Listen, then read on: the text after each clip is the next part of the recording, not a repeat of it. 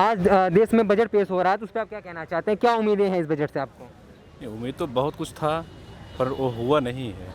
ठीक है, जो चाहिए था एक्चुअली हमको चाहिए कि हमारी लाइफ जो है वो इजी हो, न कि जो बड़े पूंजीपति हैं। जैसे आपने अभी बताया कि डायमंड में उन्होंने कुछ रिलैक्स दिए हैं ना 5% का। We are not using diamond, we are using gold. हम जो छोटे किसान हैं, हम लोग गोल्ड पर खरीद सकते हैं ना। हमारी जो शादियाँ होती हैं उसमें हम डायमंड नहीं देते हैं। तो हम चाहते हैं कि जो हमारी लाइफ है उसे ईजी किया जाए।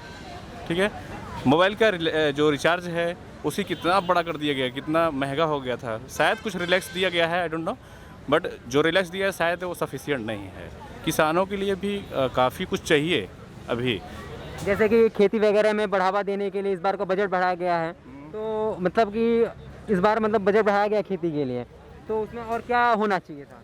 खेती के लिए बजट बढ़ाया गया है। बजट सिर्फ कहने से नहीं हो जाता ना, we need to implement ground level.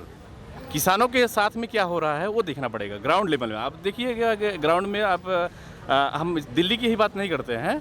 अगर हम एक रूरल एरिया में जाते हैं, दिल्ली से दूर आप 1200 किलोमीटर चले जाइए, 2000 किलोमीटर चले जाइए, गांव में चले जाइए, वहाँ पर बैंक जो हरासमेंट कर रहा है किसानों के साथ में, उसे भी आपको देखना पड़ेगा ना। आपने तो अभी एक हमने देखा उसमें कुछ जो बैंक का लोन ले लेता है लोग, उसमें कुछ इन्होंने बैंक का कुछ किया है, तो वो बड़े पूंजीपतियों के लिए है ना। अभी हमारा जो हरासमेंट है, हम लोग अभी जॉबलेस हो चुके हैं, जॉब नहीं है। जॉब के लिए भी उन्होंने कुछ लिखा है 60,000 देना है, पता नहीं कौन सा जॉब देने वाले हैं, आई डोंट नो। पकौड़ा वाला है, नहीं तो हमको गवर्नमेंट एम्प्लॉय देंगे, हम प्राइवेट एम्प्लॉय देंगे, कुछ तो मिलना चाहिए, बट एक्सेप्ट द पकौड़ा वाला छोड़ करके ना। तो वो भी क्लियर उसको अभी ये तो उन्होंने मेंशन नहीं किया ना, हम किस टाइप का जॉब दे रहे हैं आपको। पकौड़ा वाला तो नहीं है, नहीं तो पता लगा बाद में बोल दिया सोम पापड़ी बेचने के लिए बोला था आपको, वो भी तो रोजगार है ना।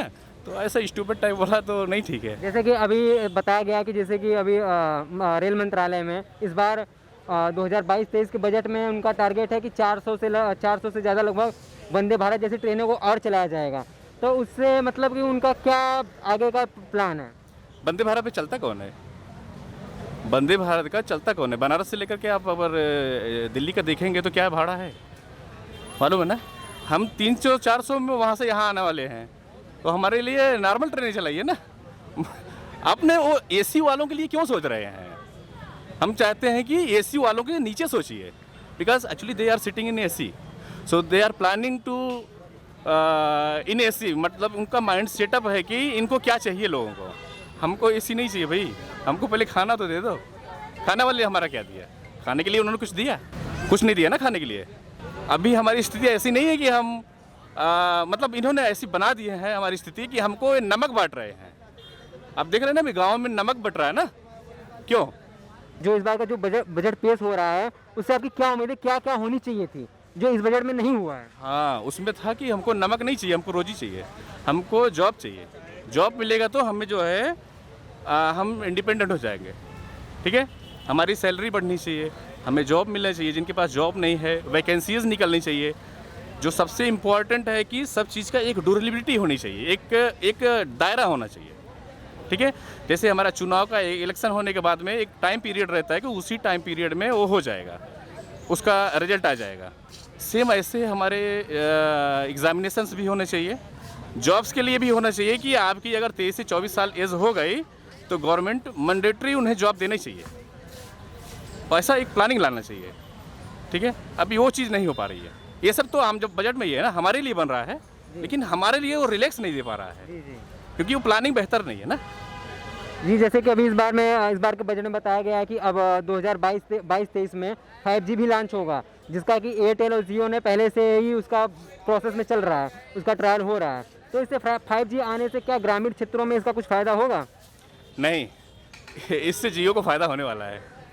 ठीक है, इससे जो हमारा पीओसी हो तो बंद हो गया है। अभी आपने जैसे हमारा बीएसएनएल है, एमटीएनएल है, इनको आपने हटा दिया, इन्हें अभी 4G भी नहीं दिया आपने। वो बेचारे 2G और 3G पर रगड़ रहे हैं, उनका इंफ्रास्ट्रक्चर लेकर के आपने दूसरों को दे दिया। तो ये तो इनका प्लानिंग था ना कि 5G इनके लिए है, वो 5G हमारे लिए नहीं है, उनका प्रॉफिट है ना। तो मतलब कि आपका कहने का मतलब है कि ग्रामीण क्षेत्रों में इसका कोई फ़ायदा नहीं होने वाला है? Zero zero zero zero. आप सोचिए, अभी हमको चाहिए 4G चल रहा है। ठीक है, आप हमारे पीएसयू को दीजिए 4G, जो प्राइवेट को दे रहे हैं गवर्नमेंट को दे दीजिए उसमें जो सिस्टम से वो बढ़ेंगे, उनके इंफ्रास्ट्रक्चर तो यूज ही हो रहे हैं। अभी हम ये चीज़ और सोच रहे थे, हम सोच रहे थे इसमें बेचने वाला क्या प्लान है, ऐसा कुछ आया क्या, क्या बेच रहे हैं ये लोग? नहीं, अभी तो ऐसा कुछ नहीं है। ऐसा कुछ नहीं है, लेकिन वो फाइल में तो है कहीं ना कहीं, कहीं ना कहीं। अभी तो बजट सत्र चल ही रहा है, अभी तो बजट सत्र चलेगा और आगे तक, तो इसमें अभी और क्या क्या चीज़ें हैं वो खुल के भी सामने आएंगी। अभी जो आज का जो बजट में था, आज के बजट में यही सब था।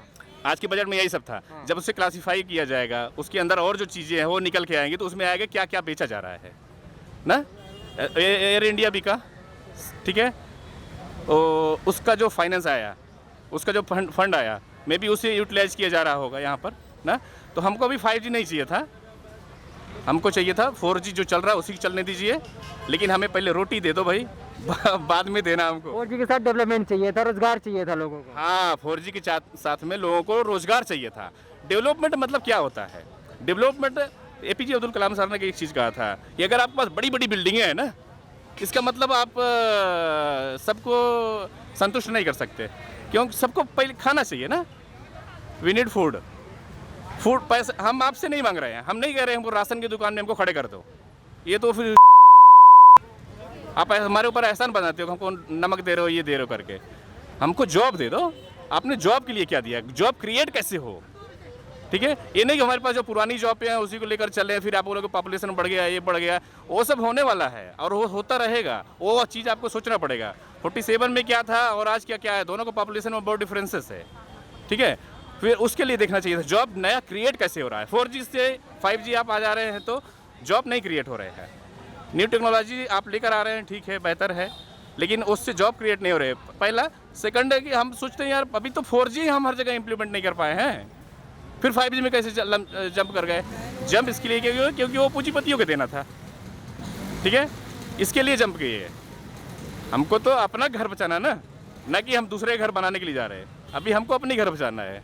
जैसा कि हम कोरोना के दौरान ही हमारा दूसरा बजट था, हमारे देश का ये दूसरा बजट था, तो इस दौरान हमारे देश और हमारे लोगों को काफ़ी संकट का सामना करना पड़ा। तो इस बजट में मतलब क्या हुआ कि कुछ ऐसा सामने आया है जिससे आम नागरिकों को भी फ़ायदा हो? भाई अगर आप कोरोना के बारे में देखेंगे तो उसी टाइम आँख से आंसू गिरता है।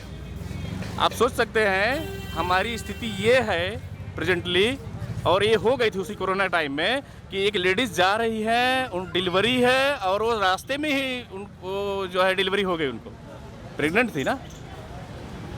हम उस भारत में रह रहे हैं, आपने उसके लिए कुछ लिखा? कुछ नहीं बनाया आपने। हॉस्पिटल्स क्लियर करना पड़ेगा आपको, हमको ट्रीटमेंट चाहिए। बजट में ट्रीटमेंट के लिए भी कुछ नहीं बनाया गया।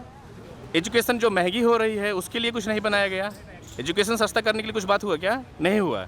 स्कूल्स अभी जो हमारे पहले RBI के गवर्नर थे, रघुराजन सर कौन थे, उन्होंने लिखा था ना, उन्होंने बोला था कि उनका एक ट्वीट था कि जिसमें 1 साल के लिए अगर हमारा बच्चा स्कूल नहीं जाता है ना तो 3 साल पीछे हो जा रहा है। तो आप उस चीज़ पर भी फोकस करना पड़ेगा। हमारे बच्चे स्कूल जाएं, क्रिटिकल सिचुएशन में जाना है, क्योंकि एजुकेशन नहीं छोड़ सकते ना। तो यहाँ पर हमने एजुकेशन में भी नहीं देखा कि आपने एजुकेशन के लिए कितना फंड दिया या फिर एजुकेशन के लिए आपने क्या न्यू प्लानिंग डाली, ठीक है। जो अभी हम नई शिक्षा नीति लेकर आए हैं उसे ऐसे लेकर आना वो बहुत बड़ी बात नहीं है, वो तो मुंह से कह देना ना। फिजिकल इम्प्लीमेंट कितना हो रहा है और जो पहले वाली है उससे आप बेहतर तरीके से इम्प्लीमेंट कर दीजिए, फिर हम तो किंग हैं पहले से। जैसे कि इस बजट में बताया गया है कि PM किसान योजना के तहत और भी घरों को बनाया जाएगा और गरीबों को दिया जाएगा, तो इसका मतलब कि क्या लगता है कि अभी जो बनाया गया था वो नहीं दिया गया है? भाई आपने सही बोला, अभी तक जो बनाया गया था उसमें नहीं दिया गया था और आगे भी नहीं दिया जाएगा, ठीक है।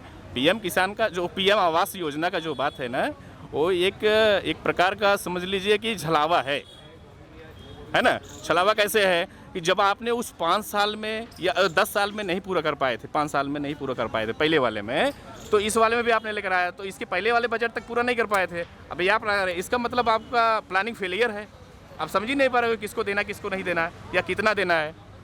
इसमें तो क्या होता है मालूम, PM किसान वाले में आधे तो बंदर बाट हो जाते ग्राउंड में, ठीक है। जिसको मिलना चाहिए उसको तो नहीं मिलता है।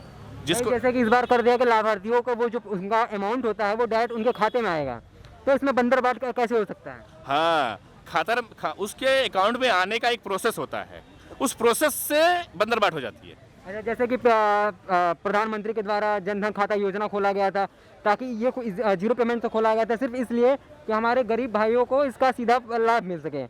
उनके सरकार की तरफ से जो भी योजनाएं आ रही हैं, जो भी आ रहे हैं, वो उनके तरफ डायरेक्ट उनको लाभ मिल पाए। तो इसमें कहाँ से बंदर बाट का अब वो हो रहा है? हाँ, ये सही, ये बहुत अच्छा है जो उन्होंने किया था। जीरो बैलेंस पर लोगों का अकाउंट खुलवाया था, सभी लोग अकाउंट खोल लिए, ये अच्छा है। प्लानिंग अच्छी थी, सोच अच्छी है ना, बट इम्प्लीमेंट जो हो रहा है वो प्रॉपर नहीं हो पा रहा है। जो सुपरविज़न हो रहा है वो प्रॉपर नहीं हो रहा है। अभी हम लोग बात करते हैं विधायक का, और इवन आप हम एक बंदर बाट का सिंपल सा एग्जांपल कैसे मिलेगा। एक गांव में जाइए, उस गांव का जो प्रधान होगा वहाँ से बंदर बाट चालू होता है, ठीक है। प्रधान क्या करता है, वो जिसको आवास देता है, क्योंकि आवास तो उसके माध्यम से ही आने वाला है, ऐसे आपको ऑटोमेटिकली तो सिस्टम में नहीं आ जाता है ना, तो उसके माध्यम से आता है।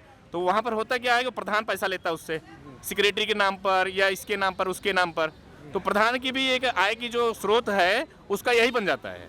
वो लोग तो चाहते हैं कि इतना ज़्यादा से ज़्यादा यहाँ से निकले, ठीक है। तो वहाँ बंदरबाट हो जाता है भाई। ग्राउंड लेवल में तो 100% बंदरबाट होता ही होता है।